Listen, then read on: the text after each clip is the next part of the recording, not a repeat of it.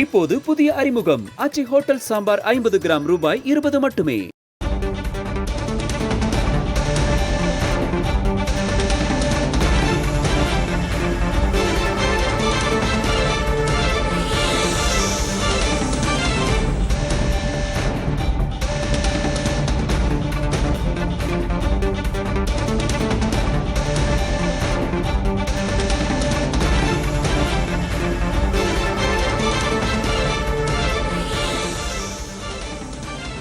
இரண்டாயிரத்தி 26 சட்டமன்ற தேர்தலுக்கான கூட்டணி பேச்சுவார்த்தை சென்று கொண்டிருக்கக்கூடிய சூழலில் தற்போது தேமுதிக கடும் நெருக்கடியில் இருப்பதாக தகவல் வெளியாகியிருக்கிறது. அதிமுக, திமுக என இரண்டு பிரதான திராவிட கட்சிகளும் தேமுதிகவுக்கு ஒரே எண்ணிக்கையில் பேரத்தை நிகழ்த்தியிருப்பதாக தகவல் வெளியாகியிருக்கிறது.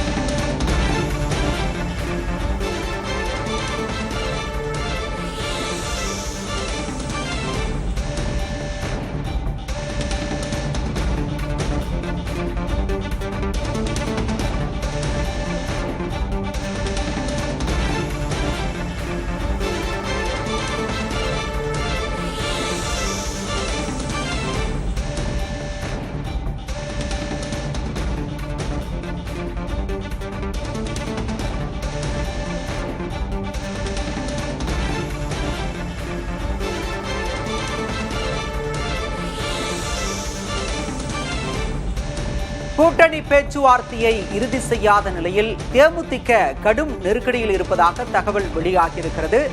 தேமுதிக கேட்கும் இடங்களை தர அதிமுக, திமுக என இரண்டு கட்சிகளுமே மறுத்திருப்பதாக தகவல் வெளியாகியிருக்கிறது. அதிமுக, திமுக இரண்டுமே ஒரே எண்ணிக்கையில் பேரத்தை நிகழ்த்துவதாகவும் தகவல் வெளியாகியிருக்கிறது. பாமகவுக்கு இணையான பேர முடிவை தேமுதிக எதிர்பார்த்திருப்பதாகவும், ஆனால் தேமுதிகவின் எதிர்பார்ப்பை அதிமுக, திமுக பூர்த்தி செய்யவில்லை என்ற தகவல் வெளியாகியிருக்கிறது.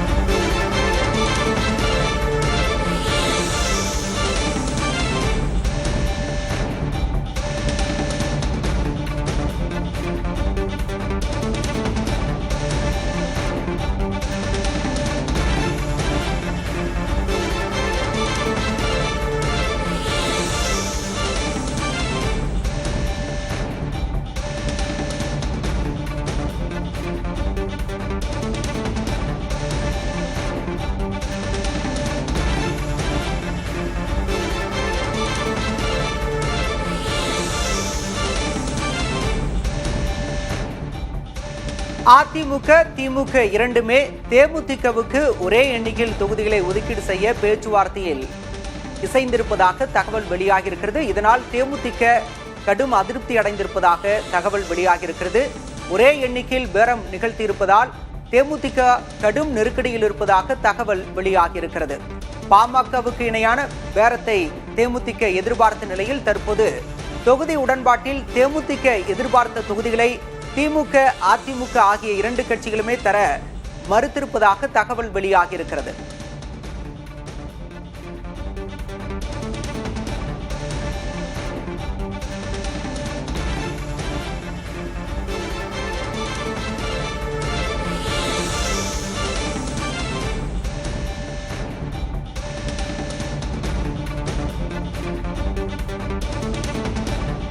பாமகவுக்கு இணையாக தேமுதிகவும் சட்டப்பேரவை தொகுதியில் தொகுதி உடன்பாட்டை எதிர்பார்த்திருக்கிறது. ஆனால் தேமுதிக எதிர்பார்த்த தொகுதிகளை அதிமுக, திமுக தர மறுத்திருப்பதாக தகவல் வெளியாகியிருக்கிறது. அன்புமணி பாமக, அதிமுக கூட்டணியில் இணைந்திருக்கக்கூடிய சூழலில் அன்புமணி பாமகவிற்கு 15க்கும் மேற்பட்ட தொகுதிகளை ஒதுக்கீடு செய்யப்படும் என தகவல் வெளியாகியிருந்தது. இந்த நிலையில் பாமகவுக்கு ஒதுக்கீடு செய்யும் தொகுதிகளுக்கு இணையாக தேமுதிகவுக்கும் தொகுதிகளை ஒதுக்கீடு செய்ய வேண்டும் என தேமுதிக எதிர்பார்ப்பதாகவும், ஆனால் அவர்கள் கேட்ட தொகுதியை தர திமுக அதிமுக என இரண்டு தரப்பிலுமே மறுப்பதாக தகவல் வெளியாகியிருக்கிறது. இதனால் கடும் நெருக்கடியில் தேமுதிக நிற்கிறது.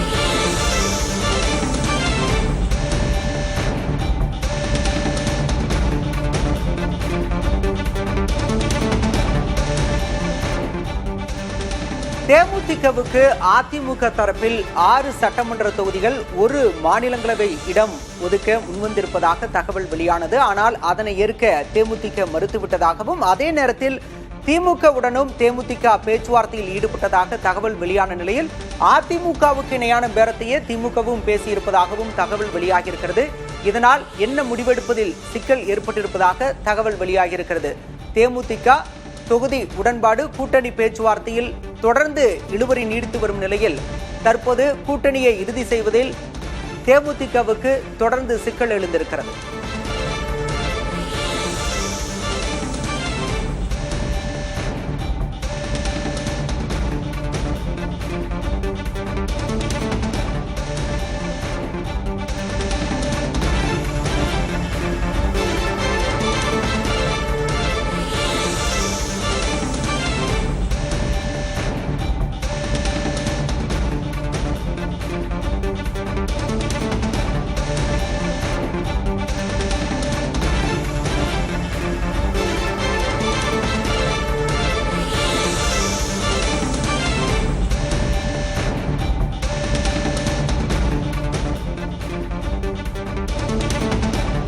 இரண்டாயிரத்தி 26 தேர்தல் களம் கடுமையாக இருக்கும் என்பதால் தேமுதிகவிற்கான மவுசு என்பது அதிகரித்திருக்கிறது. இதனால் இதுவரை தனது கூட்டணி நிலைப்பாட்டை தேமுதிக அறிவிக்காமல் உள்ளது.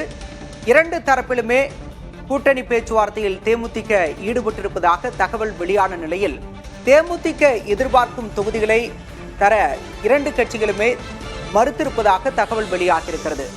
ஆட்டக்குலைப்பர் ஆகிவிடுமோ என திமுகவின் யோசனையாக இருக்கிறது.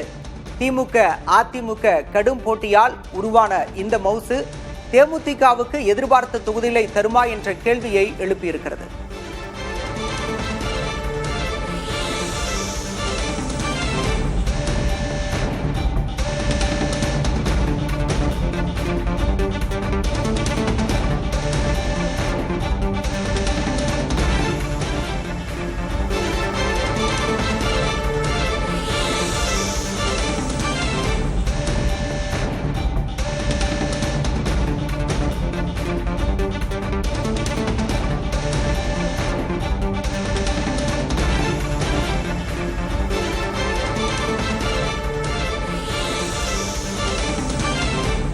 இரண்டாயிரத்து 16 அப்போதைய தேமுதிக தலைவர் விஜயகாந்த் தலைமையில் மக்கள் நல கூட்டணி உருவானது. அப்போது திமுக ஆட்சியின் வாய்ப்பை தேமுதிக குலைத்திருந்தது.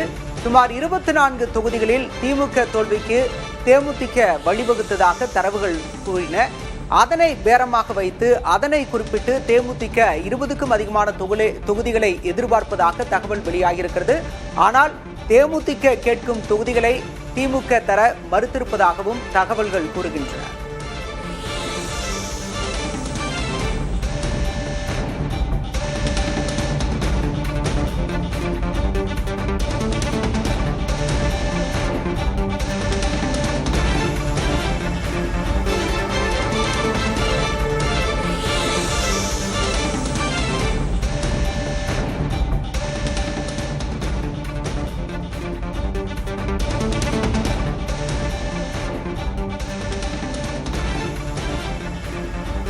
அதிமுக தேமுதிகவுடனான பேச்சுவார்த்தையில் கதவை அடைத்திருப்பதாகவே தகவல் வெளியாகியிருக்கிறது. ஏனென்றால் தேமுதிக 20க்கும் அதிகமான தொகுதிகளை பாமகவுக்கு இணையான தொகுதிகளை கேட்பதாக தகவல் வெளியாகியிருக்கிறது. ஆனால் எடப்பாடி பழனிசாமி 6 தொகுதிகளை மட்டுமே தேமுதிகவுக்கு தர முன்வந்திருப்பதாக தகவல் வெளியாகியிருக்கிறது. இதனால் தேமுதிகவின் நிலைப்பாடு என்னவாக இருக்கும் என்ற கேள்வியும் எழுந்திருக்கிறது.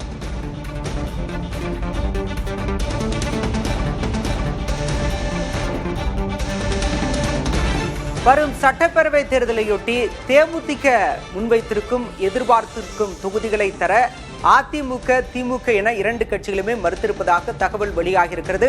6 சட்டப்பேரவை தொகுதிகள் மட்டுமே தேமுதிகவுக்கு ஒதுக்கப்படும் என அதிமுக பொதுச் செயலர் எடப்பாடி கே பழனிசாமி திட்டவட்டமாக கூறியிருப்பதாகவும், அதே போல அதிமுக என்ன தொகுதிகளை ஒதுக்க வருகிறதோ அந்த தொகுதிகளையே நாங்களும் ஒதுக்குவோம் என்ற நிலைப்பாட்டில் திமுகவும் இருப்பதாக சொல்லப்படுகிறது. இதனால் தேமுதிக எதிர்பார்த்த தொகுதிகள் கிடைக்காமல் போகின்றனவா என்ற கேள்வி எழுந்திருக்கின்றது. தேமுதிக இதுவரை தன்னுடைய கூட்டணியை அறிவிக்காத நிலையில் இரு தரப்பிலும் பேச்சுவார்த்தை என்பது நடைபெற்று வருவதாகவும் தகவல் வெளியாகியிருக்கிறது.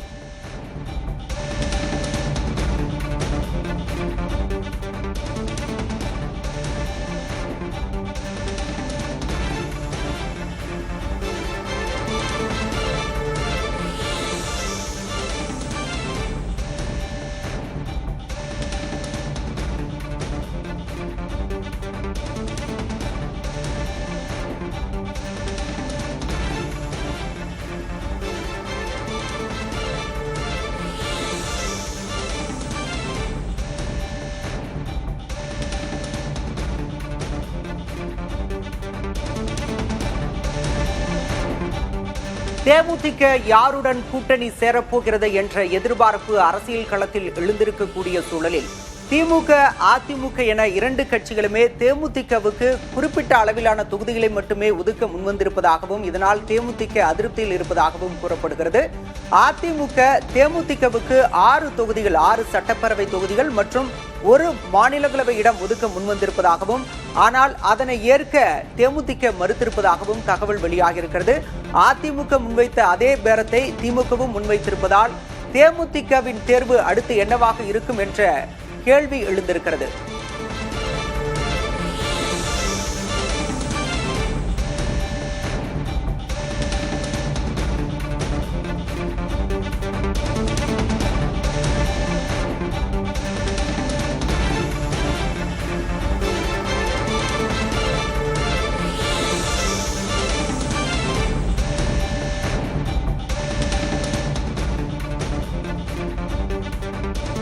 இது பற்றி பேசுவதற்காக நம்மோடு பத்திரிகையாளர் திரு சுவாமிநாதன் நம்மோடு இணைந்திருக்கிறார். சுவாமிநாதன், ஆரம்பம் முதலே பாஜக தேமுதிகவை எப்படியாவது கூட்டணிக்குள்ள கொண்டு வரணும்னு அப்படின்னு பெரும் முயற்சி எடுத்தாங்க. ஆனா தேமுதிக எங்களுக்கான உரிய அங்கீகாரம் கொடுக்கணும் அப்படின்ட்டு தங்களுடைய கூட்டணி முடிவை இன்னவரையிலும் இறுதி செய்யல. தேமுதிகவோட எதிர்பார்ப்பு நிறைவேறுமா? தேமுதிகவோட எதிர்பார்ப்பு நிறைவேறுவதற்கான வாய்ப்புகள் முற்றிலுமா அடைக்கப்பட்டுட்டது அப்படின்னு தான் நான் பாக்குறேன். ஏன்னா அவர்களுக்கான அந்த ஒரு டிமாண்டிங் கெப்பாசிட்டி, அதாவது அந்த ஒரு வாய்ப்பை அதிகப்படுத்த வேண்டும் என்பதற்கான தேவையை அவங்களுக்கு எப்படி உருவாச்சுன்னா விஜய் அவர்களுடைய அரசியல் வருகைதான். தமிழக வெற்றி கழகம் புதிதாக வந்தது, அவர் தன்னை ஒரு முதன்மை சக்தின்னு சொன்னாரு, அவர் பின்னாடி ஒரு பெரிய அளவிலான இளைஞர்கள் கூட்டம் திரண்டாங்க. அந்த நேரத்துலதான் தேமுதிகவோட தேவை திமுகவுக்கும் தேவைப்பட்டது, அதிமுகவுக்கும் தேவைப்பட்டது. பட் விஜய் அவர்களால் இன்று வரை ஒரு கூட்டணியை வடிவமைக்க முடியல. பெரிய கட்சிகள் எதுவுமே அவரோட போகல. ஆரம்ப காலகட்டத்தில் அதிமுகவால் கூட்டணியை அமைக்க முடியாது, அமமுக போன்ற கட்சிகள் அவரோட போயிரும், விஜயோட போயிரும் என்பதாக பேசப்பட்டது, பேச்சுவார்த்தை நடக்கிறதெல்லாம் சொல்லப்பட்டது. செங்கோட்டையெல்லாம் அழைப்பு விடுத்தார். பட் அவர்களும் போல அதிமுக இப்பொழுது கொஞ்சம் கொஞ்சமாக அந்த அணி வலிமை பெற்று வருகிறது. திமுக கூட்டணி இன்று வரை அதே உறுதியோடு இருக்காங்க. கிட்டத்தட்ட 2019 இருந்தே தொடரக்கூடிய கூட்டணி தான் அது. அது ஒரு சக்சஸ் கூட்டணின்னு கூட நம்ம சொல்லலாம். 19 வெற்றியை காட்டியிருக்காங்க, 21 வெற்றியை காட்டியிருக்காங்க, 24 வெற்றியை காட்டியிருக்காங்க. அங்க இருக்கக்கூடிய காங்கிரஸ் ஒருவேளை விஜய் பக்கம் நகர்ந்திருந்தா தேமுதிகவோட தேவை இன்னும் அதிகமா இருக்கும்னு ஒரு கணக்கு வதிக்கப்பட்டது. பட் அந்த இடமும் பாத்தீங்கன்னா நேற்று எஸ். சந்திரசேகர் அவர்கள் கூட ஓப்பனா அழைப்பு கொடுத்தார், நீங்க வாங்க காங்கிரஸ் அதிகார போயிடும். ஆனா டெல்லியில ராகுல் காந்தி அவர்களும் கனிமொழி அவர்களுமே சந்தித்துக் கொண்டார்கள், பேசிக் கொண்டார்கள். சோ அப்ப அந்த ஒரு விஜய் என்கிற ஒரு வாய்ப்பு பக்கம் பெரும்பாலான கட்சிகள் திரும்பாத சூழலையே இங்க பிரேமலதா விஜயகாந்த் அவர்களுக்கான வாய்ப்பு, அதாவது தேமுதிகவுக்கான வாய்ப்பு என்பது திமுக அல்லது அதிமுக அப்படிங்கிற ஒரு சுருங்கி போற நிலைக்குள்ள சுருங்கிட்டாங்க. முதல்ல இன்னொரு வாய்ப்பு அவர்களுக்கு இல்ல. ஏன்னா ஒரு தங்களோட தேவையை கூட்டிக் கொள்வதற்கான வாய்ப்பு விஜய் தான். அவரை காட்டிதான் பேரம் பேச வேண்டிய வாய்ப்பு இருந்தது. பட் அந்த விஜய் தரப்புக்கு எந்த கட்சியும் போகல. அப்படிங்கும் போது திமுகவோ அதிமுகவோ என்பதுதான் இவர்களுடைய விருப்பமாக இருக்கிறது. இதுல மிக மிக முக்கியமா பாத்தீங்கன்னா 2 கட்சிகளும் தேமுதிகவை மதிப்பீடு செய்திருக்காங்க. நீங்க எப்போ ஒரு கட்சியினுடைய பலம் எப்படி நமக்கு தெரியும்? சட்டமன்ற தேர்தல் தான் முக்கியமானது. நீங்க நாடாளுமன்ற தேர்தலை விட்டுருங்க. சட்டமன்ற தேர்தலில் கடைசியாக அவர்கள் சந்தித்த தேர்தல் 2021 சட்டமன்ற தேர்தல். அந்த தேர்தலில் பாத்தீங்கன்னா தேமுதிக களம் கண்டாங்க. அவர்களோடு அமமுக, அதே போன்று எஸ்டிபிஐ போன்ற கட்சிகள் கூட்டணியில் இருந்தாங்க. ஒட்டுமொத்த தமிழ்நாட்டிலையுமே அவர்கள் மொத்தம் 234 தொகுதிகள்ல 60 சீட்டு போட்டியிடுச்சு தேமுதிக. அந்த அணி சார்பில் 60 இடங்கள்ல போட்டிட்டாங்க. அந்த 2021 தேர்தல்ல தேமுதிக எடுத்த மொத்த ஓட்டுமே 60 தொகுதிகளும் சேர்த்துமே 2,157,000 ஓட்டு தான். இதை நம்ம சதவீதமா பார்த்தோம்னா 0.43% தான். சோ அப்ப இததானே ஒரு கட்சிகள் பார்ப்பாங்க. அது திமுக பார்த்தாலும் சரி, அதிமுக பார்த்தாலும் சரி. நீங்க அதே 2024ல அவங்க அதிமுக கூட கூட்டணியில சேர்றாங்க. அதிமுக பிரதமர் வேட்பாளரை காட்டல, நட்சத்திர வேட்பாளர்களை நிறுத்தல. பட் தேமுதிக நட்சத்திர வேட்பாளரை நிறுத்தி இருந்துச்சு, அவர் விஜயபிரபாரனே போட்டிட்டார். பட் அந்த இடத்துல ஓட்டோட ரிசல்ட் நீங்க பாத்தீங்கன்னா 2.59 ஆயிருது. அப்ப தேமுதிகவால் மற்ற கட்சிகளுக்கு பலனா, திராவிட கட்சிகள்ல திமுக அதிமுகவுக்கு பலனா, அல்லது திமுக அதிமுகவோட கூட்டணி சேர்றதுனால தேமுதிகவுக்கு பலனான்னு அரசியல் கட்சிகள் பார்ப்பாங்கல்ல, அந்த இடம் தான் தேமுதிகவை குறிப்பிட்ட எண்ணிக்கைக்குள்ள சுருக்கிற ஒரு இடம் அப்படின்னு நான் பாக்குறேன். திரு சுவாமிநாதன், கடந்த 2021 தேர்தல 0.43% தான் தேமுதிக பெற்றுச்சுன்னு சொன்னீங்க. அதே நேரம் நம்ம இன்னொன்னையும் பார்க்கணும், 0.9% அமமுக பெற்ற அந்த வாக்குகள் தான் அதிமுக ஆட்சி அமைப்பதற்கான வாய்ப்பை தட்டி பறிச்சதா சொல்லப்பட்டுச்சு. ஏறத்தாழ 18 தொகுதிகளில் அதிமுகவோட வெற்றியை அமமுக பறிச்சதா சொல்லப்பட்டுச்சு. இப்ப 4 முனை போட்டி, கிட்டத்தட்ட விஜய் வருகைக்கு பிறகு அது 4 முனை போட்டின்னு அப்படின்னு சொல்லப்படுது. 1-2% வாக்குகள் கூட யார் ஆட்சி அமைக்கணும் அப்படிங்கிற முடிவை மாத்தலாம் இல்லையா? அந்த வகையில தேமுதிக தன்னுடைய வேறத்தை எதிர்பார்க்கலாம் இல்லையா? நிச்சயமா நீங்க கேட்கிற முக்கியமான இடம். கடந்த தேர்தல்ல நீங்க குறிப்பிட்டதை போல ஒரு 21 தொகுதிகள்ல அதிமுகவினுடைய வெற்றியை அமமுக பறித்திருந்தது. அப்ப உங்களுக்கு அதுக்கான ஒரு இம்பார்ட்டன்ஸ் இருக்கு. நீங்க 0.43% என்பது 6 தொகுதிகள் முதல் 7 தொகுதிகள் 8 தொகுதிகளுக்கான விஷயம் தானே. நீங்க இவங்க கூட்டணியில இருந்தா ஒரு தொகுதியில 2000 முதல் 5000 வரைக்கும் ஓட்டு கிடைக்கலாம் என்பதற்காக 20 தொகுதிகள் 30 தொகுதிகள் என்று கேட்பது ஒரு அபரிமிதமா இருக்கும்ல. அது நீங்க காங்கிரஸ் தமிழ்நாட்டுல கூடுதல் தொகுதிகள் கேட்கிறதும், தேமுதிக கூடுதல் தொகுதிகள் கேட்கிறதும் அவங்க எந்த அணியில இருக்காங்களோ அந்த அணியை பாதிக்கும். நீங்க அவங்க 0.43 என்பது ரொம்ப ரொம்ப முக்கியமானதான். பட் இது எந்த இடத்துல முக்கியமாகும்னா, விஜய் அவர்கள் இன்னும் ஒரு வலுவான அணியை அமைத்திருந்தா அப்ப உங்களுக்கு ஓட்டு பிளவை தடுக்கணும், ஒவ்வொரு தொகுதியிலும் இருக்கக்கூடிய 500,000 ஓட்டுகளும் முக்கியத்துவம் பெறுங்கிற இன்னுமே கொஞ்சம் கூட அவர்களுக்கான தேவை அதிகமா இருக்கும். பட் இப்ப தேவை அவர்களே பேச்சு நடத்துறதே திமுக அதிமுக கிட்ட தானே நடத்துறாங்க. கிட்டத்தட்ட 6 தொகுதிகள் என்பது குறைவான தொகுதிகள் நம்ம மதிப்பிட்டு விட முடியாது. நீங்க கடந்த சட்டமன்ற தேர்தல் 2021 விடுதலை சிறுத்தைகள் கட்சிக்கு 6 தொகுதிகள் தானே ஒதுக்கப்பட்டிருந்தது. கிட்டத்தட்ட அவர்கள் 6 தொகுதி தானே ஜெயிச்சிருந்தாங்க. கிட்ட அதே மாதிரிதான் நீங்க கம்யூனிஸ்ட் கட்சிகளுக்கு எத்தனை தொகுதிகள் ஒதுக்கியிருந்தாங்க, மதிமுக எவ்வளவு ஒதுக்கியிருந்தாங்க. சோ அந்த அடிப்படையில தானே தேமுதிகவும் அவர்கள் அணுக முடியும். இன்னும் நீங்க ஒரு கட்சி புதிதாக ஒரு ராஜ்யசபா எம்பி கிட்டத்தட்ட அவர்கள் கடந்த 2011 இருந்து எல்கே சுதீஷ் அவர்களுக்கு முயற்சி பண்ணாங்க. இப்ப வேறு நபர்கள் கூட அவங்க முயற்சி பண்ணலாம். கிட்டத்தட்ட 10 ஆண்டுகளுக்கு மேல அவர்களுக்கான பிரதிநிதித்துவமே இல்லையே சட்டமன்றத்துல. நீங்க 2016ல மக்கள் நல கூட்டணி அமைக்கிறாங்க, 104 இடங்கள்ல போட்டிடுறாங்க. என்ன ரிசல்ட் கிடைச்சது? 2.39%. கிட்டத்தட்ட 10,34,384 ஓட்டு தான் மொத்த தமிழ்நாட்டிலேயே 104 தொகுதியில எடுக்கிறாங்க. சோ அவர்களுக்கு சேஃப்ங்கிறதே 2 கூட்டணிகள்ல ஏதோ ஒரு கூட்டணிகள்ல தொகுதிகளுக்கான பேரமாக இல்லாமல் அவர் ராஜ்யசபா உறுப்பினர்களை உறுதிப்படுத்துறது, கொஞ்சம் ஓரளவு கணிசமான எண்ணிக்கையில போட்டியிடணுங்கிறதா தான் இருக்கணுமே ஒழிய இன்னைக்கு ஒரு பேர வலிமையை இழந்திருக்காங்கன்னு தான் பாக்குறேன். நீங்க அதுக்கு காரணம் ஒரே நேரத்துல 2 கட்சிகள்கிட்டையும் பேசுறோம், 2 கட்சிகள் யார் வேண்டுமானாலும் அழைக்கலாம் அப்படிங்கிறதே ஒரு தொண்டர்கள் மத்தியில குழப்பத்தை ஏற்படுத்திடும். நம்ம தலைமை யாரு கூட போறாங்க அப்படிங்கிற ஒரு குழப்பத்தை ஏற்படுத்திடும். இன்னொன்று, தேர்தலுக்கு இன்னும் சில மாதங்கள் மட்டுமே இருக்கு. ஏதோ ஒரு முடிவை நோக்கி அவர்கள் நகர வேண்டிய தேவையும் இருக்கு. பட் இன்னைக்கு தேமுதிகவினுடைய தேவை இருக்கு. நீங்க கேட்ட கேள்வியினுடைய அடிப்படையில சொன்னா தேவை இருக்கு. ஏன்னா 4 முனை போட்டி, நம்ம நாம் தமிழர் சீமான் அவர்களை கூட சேர்த்துக்கலாம். 4 முனை போட்டி என்கிற சூழல்ல 500,000 ஓட்டுகளும் முக்கியமானவை.